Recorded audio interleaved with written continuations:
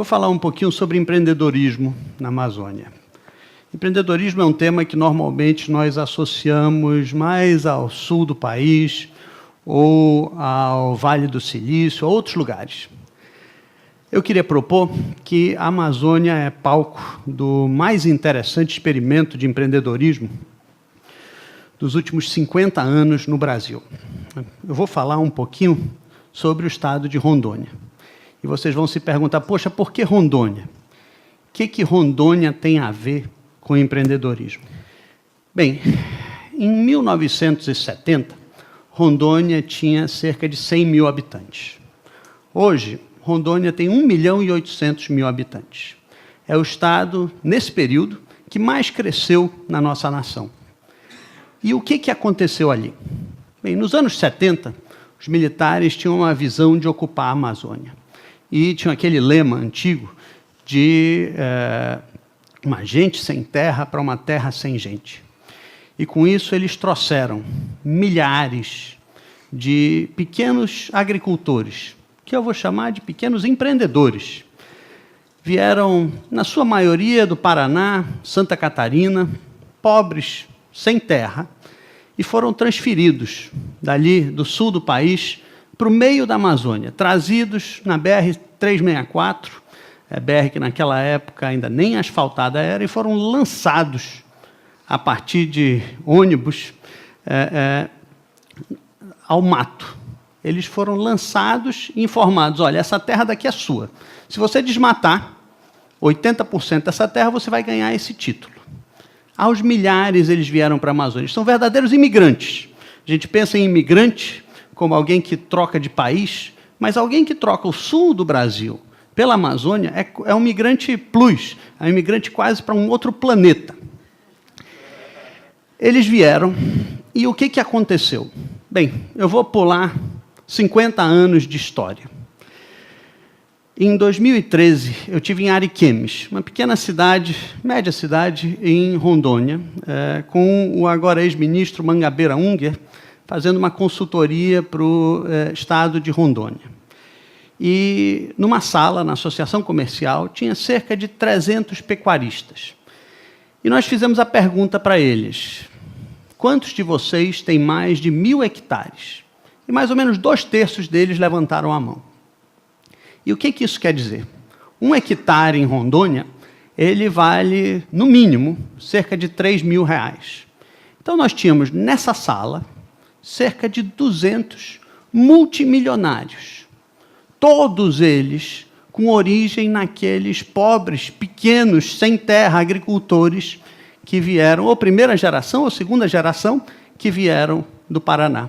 Não há nenhum outro caso na história do Brasil do governo se aliando, não com os grandes empresários, mas com os pequenos, com aqueles pequenos empreendedores ocupando um território, ocupando uma nova fronteira e transformando uma região de 100 mil para 1.800.000 e uma região com algumas peculiaridades dentro da Amazônia.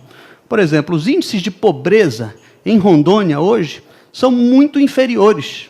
A igualdade social, a disparidade entre classes lá é muito menor do que no restante da Amazônia. Muito parecida, por exemplo, com o estado de Minas Gerais, há muitos anos mais ocupado. Um outro item interessante. Aqueles empreendedores, aqueles que chegaram, eles chegaram muito provavelmente sem educação, sem muito conhecimento, mas com a faca nos dentes, buscando a vida, querendo crescer. A segunda geração vem melhor ainda. O estado de Rondônia, por incrível que pareça, é o estado com a maior proporção de universidades privadas, faculdades privadas per capita do Brasil. São cerca de 1 para cada 53 mil pessoas. O segundo estado que eu encontrei, fazendo a conta, foi Santa Catarina, com 1 para cada 91 mil pessoas. Isso é extraordinário, um indicador de que o Estado tem uma grande promessa à frente, a partir daqueles milhares de empreendedores, que em Ariquemes eram 200, se você contar o Estado todo, são milhares. Agora, o que houve? O que houve de ruim nessa experiência? Essa experiência ela foi uma experiência do século XX, quando não se havia ainda no Brasil, uma consciência ambiental. Então, o resultado é que Rondônia é hoje o estado mais desmatado da federação, o estado mais desmatado da Amazônia. Cerca de 29% de desmatamento, quando a média é 17%. Então, o que nós precisamos? Nós precisamos repensar a Amazônia, repensar o empreendedorismo na Amazônia no contexto do século XXI. Tentar pegar toda essa energia do empreendedorismo, que transformou um Estado, transformou uma sociedade e fez com que ela fosse relativamente próspera em apenas 40 anos e revertê-la para a Amazônia no século XXI.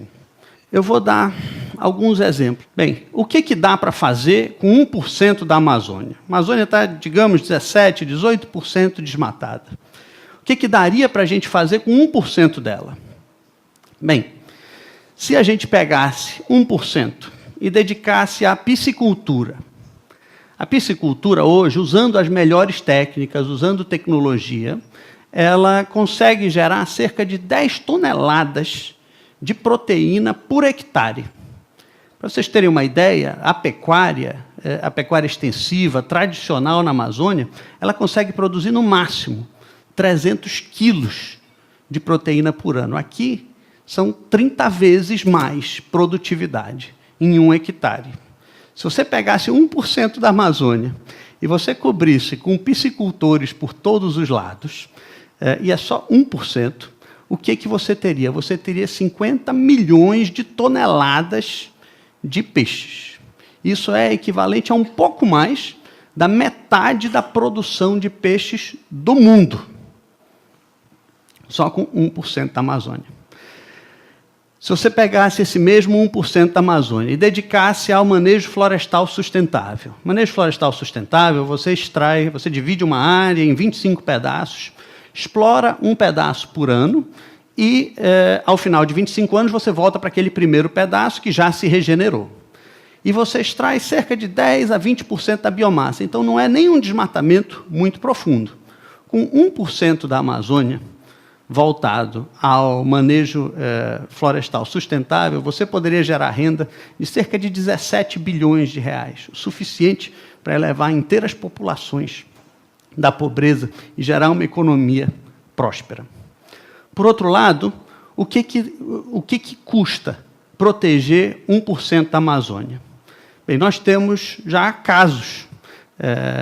Eu menciono aqui a experiência de uma instituição, de uma fundação, a Fundação Amazonas Sustentável, que, com um orçamento de cerca de 15 milhões de reais por ano, consegue proteger, com competência, cerca de 2% da Amazônia. Isso já está acontecendo hoje.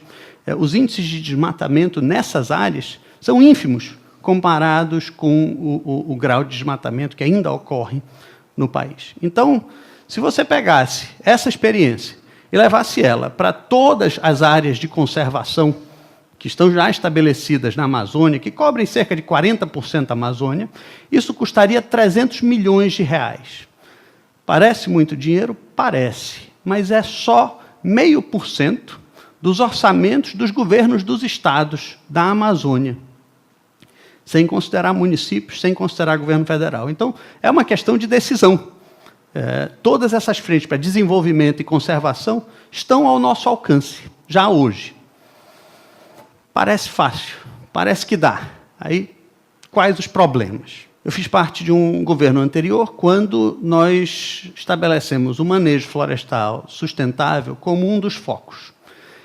E foram estabelecidos cerca de 2.000 pequenos planos de manejo espalhados pelo Estado, tentando criar esses, digamos, 2.000 empreendedores na Amazônia. Isso foi feito de 2005 a 2009. Em 2012, eu comecei a me envolver de novo com o manejo florestal, depois de ter saído do governo do Estado, com uma startup. Uma startup estilo Silicon Valley, Vale do Silício, mas startup cabocla, para tentar transformar o manejo florestal em algo próspero e que pudesse crescer em ritmo acelerado. Essas duas iniciativas, do governo e da iniciativa privada, as duas foram para o buraco. E elas foram para o buraco por quê? Morreram de inanição. Inanição, dois motivos principais. as dificuldades logísticas da Amazônia, que é muito caro transportar qualquer coisa dentro da Amazônia, onde não há bons portos, onde não há boa estrutura. Mas, mais do que isso, questões de burocracia. Nós fomos enterrados em uma montanha de papel, desde secretarias de Fazenda a secretarias de Meio Ambiente. Então, para terminar, eu queria falar assim, 4 coisas que são necessárias para o futuro da Amazônia. Para que esse futuro, usando só 1% da Amazônia, que você consiga prosperar, que você consiga criar aqui sociedades ricas, né? Não só a nível de subsistência, mas sociedades ricas de classe média. Primeiro, nós precisamos de mais empreendedores, precisamos de mais gente. Assim como Rondônia teve, nós precisamos de mais gente com vontade empreendedora. Acho que todos aqui têm um pouco desse espírito, vocês estão aqui, mas nós precisamos multiplicar isso por 1.000, por 10.000. O segundo item, a burocracia, a experiência do Brasil precisa ser reduzida. O Brasil já teve um ministério da desburocratização. Eu acredito que a gente precisa, de novo, de gente pensando em reduzir os empecilhos aos empreendedores. São os empreendedores que nos levam para frente. Não é o governo. O governo vem a reboque. Mas nós precisamos estimular esses empreendedores para andarem mais rápido. Terceiro, ciência e tecnologia. Quando eu falava de piscicultura, hoje, piscicultura tem a produtividade de 10 toneladas por hectare. Há 10 anos atrás, esse número era cerca de 6 toneladas por hectare.